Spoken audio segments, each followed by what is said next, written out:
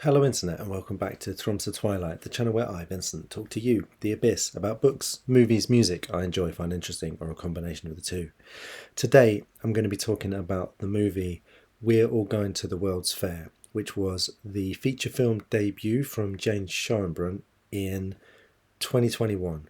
Jane Schoenbrun also made I Saw the TV Glow, which I talked about recently on this channel, and their third film, Teenage Sex and Death at Camp Miasma, is currently in theatres. So I wanted to see this before I went to see the new film.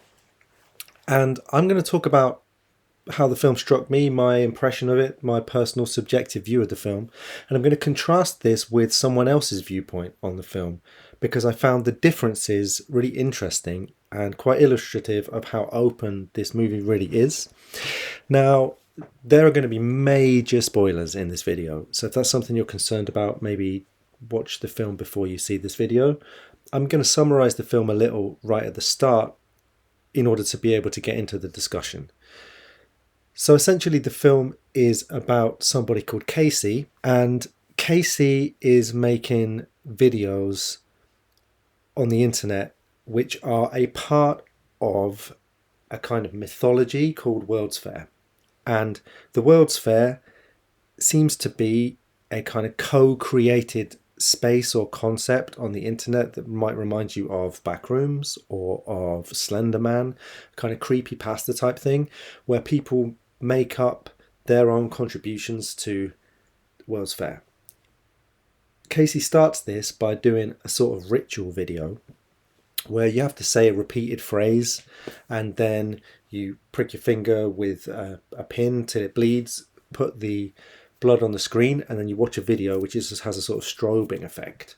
And in this initiation into the World's Fair, you already see elements of like maybe Candyman with the repeated phrase, or when I was a kid we used to have a thing called Bloody Mary. They said if you put your hands either side of the mirror at midnight and you say Bloody Mary 3 times, you will see Bloody Mary standing behind you in your reflection, and then maybe she'll come and kill you. So you've got these kind of urban myths mixed in, but then with the flashing light video, that also is reminiscent of the Japanese film Ringu, the horror movie. Meanwhile, you see glimpses, small glimpses of Casey's life. You see Casey up at night finding her father's automatic weapon in a kind of shed or a barn, watching ASMR videos to try to comfort herself, and immersing herself in other people's World's Fair videos, which all seem to be on a kind of streaming platform where one video leads to the next, a little like YouTube, but maybe a little more niche. You see some other players of the World's Fair, a young guy who is interested in like arcades and Tetris, so his experience is of kind of changing in ways that are reminiscent of this. You see a character called Rachel, a trans woman with wings. And then you see the other central character of the film, whose name is, and let me get this right, JLB. Now, JLB makes a video to contact Casey, and they start to talk through Skype. But JLB has just a creepy face and a drawing and does not reveal his identity. But we as the viewers see that JLB is a kind of middle-aged guy, and he says that his account is in-game. It's an in-game account. So whenever you're talking to him, you're talking within the game, and the game is a horror game. So the talk will be scary, will be frightening. And he talks to Casey about her changes, how she is changing. She describes this sense of not being herself and being maybe taken over by something and not feeling pain anymore. As her videos go on, they become more and more intense. She starts talking about maybe shooting her father or shooting herself. There's a really effective sense of ambiguity to a lot of the film, so that I, as a viewer, was uncertain at times. Is there supposed to be an actual supernatural element? There seems to be some deep lore to this World's Fair thing. Does it go back before the game? Is something really happening to Casey? Or is Casey quite unwell? Does Casey believe things that are actually a fiction, that are actually a game, and is starting to lean too heavily into the game and will maybe commit a murder? Or is this all part of the art that's being created, the game that's being created? And JLB seems to be as unsure about this and seems to be playing along, but also concerned, such that at a certain point when they're having a Skype conversation, he asks Casey, can we go out of game for a minute? And when they go out of game, JLB wants to check if Casey understands that this is all a game. And Casey becomes very upset. And then JLB says that he was so worried he was considering ringing the police or reporting the videos. And then Casey becomes even more upset and ends their relationship completely and never wants to speak to JLB again. And then at the end of the film, you hear JLB telling a story about a year later we met up and I learnt her real name, she learnt my real name, and we hung out in New York. And to me, it gave this very striking sense of many internet relationships. A person represents something for you in a parasocial kind of way that might be really quite different from their actual life. It's a persona. You can think of the internet as a sort of transitional space, what Winnicott would call, like, you know, both imagination and reality, or a space of play, a space of creativity that can become more real than your normal mundane life. And then a person just will disappear one day, just ghost, just delete their account, they'll be gone, and you'll never know who they were, whether it was real. So at this point, I'd like to introduce a review of the film that I read on Letterboxd that I found kind of shocking or disorienting because it was so unlike the way that I'd seen the film, but I think it's a legitimate reading, so it's interesting. The person who reviewed this film is called, their name is Cam on Letterboxd, and their account name is Little Good Frog. They wrote as following. I'm going to put it on the screen, but I'll read some of it. On a second watch, I cried about how happy the ending to Casey's story is. The first time the ending gave me chills. I feared for Casey and was terrified of JLB. But the second time, it's clear that it's bullshit. He's inventing a World's Fair fiction where Casey gets help and gets better and forgives him. In reality, Casey's boundaries are powerful and inspiring. They make cool art online and have fun, having scary interactions with strangers. They enjoy the game, and once JLB crosses their boundaries, it's no longer fun. They disappear and don't give him the satisfaction of a conclusion.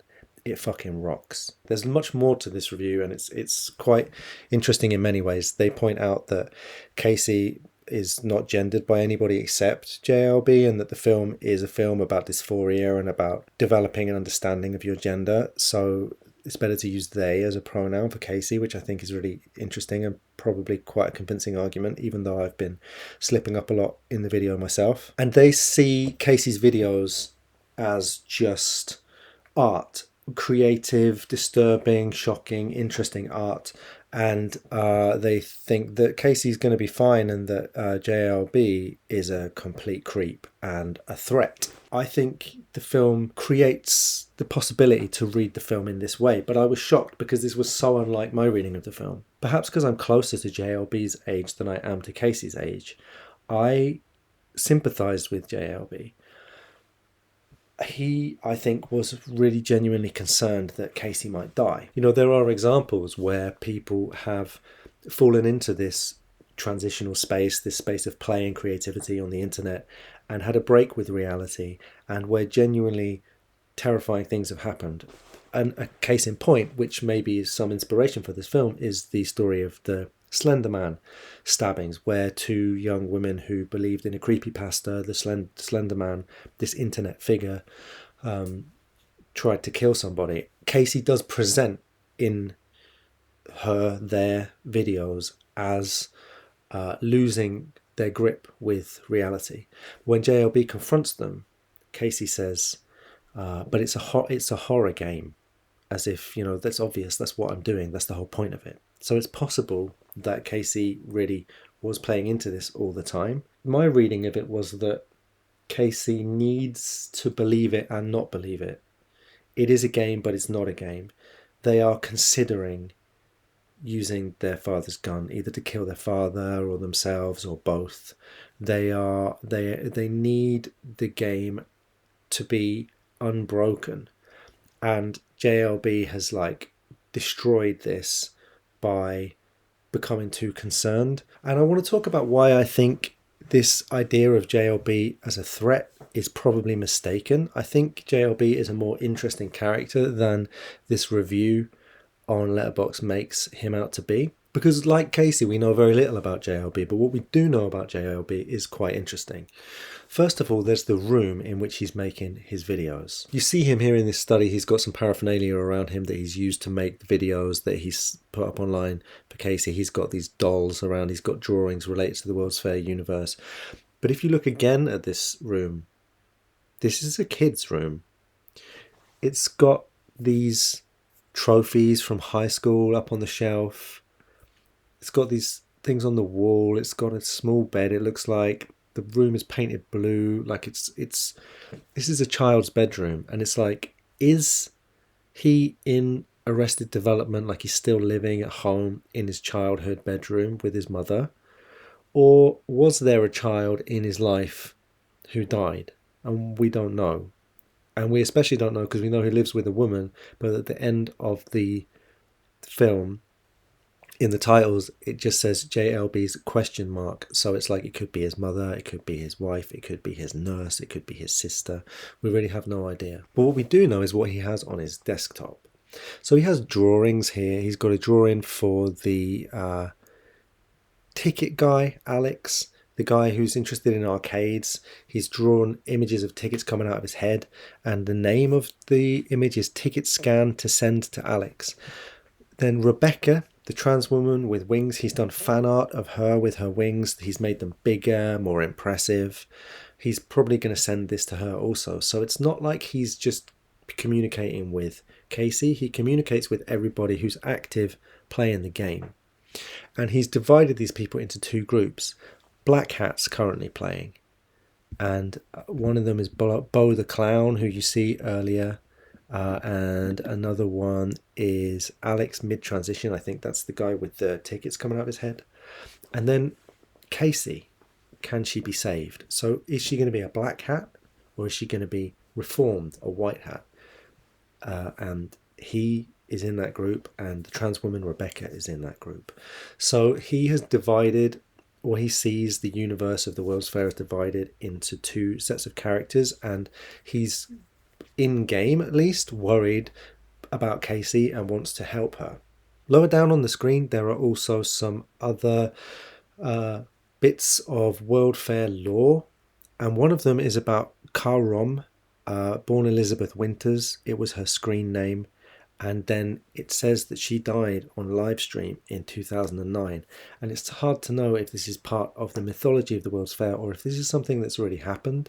And if it is something that's already happened, you could understand also why he's worried when it looks as if Casey might genuinely be going in that direction.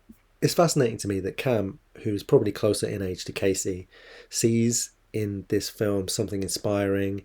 Casey going through gender transition, playing with dark themes, able to set boundaries to some creepy guy, doesn't like having their creativity kind of violated, sees this as a real like hero's tale, while I am probably closer to JLB's age and somewhat more sympathetic to him. Though I don't identify with him as a character, I can understand his concern and his sense of loss when Casey disappears. And I think it's interesting also that his character then tries to cope with this unfinished story by bringing it back into the world of the game again, creating a fiction which is comforting to him, but which we know is a fiction, so which leaves our open-ended uncertainty about Casey,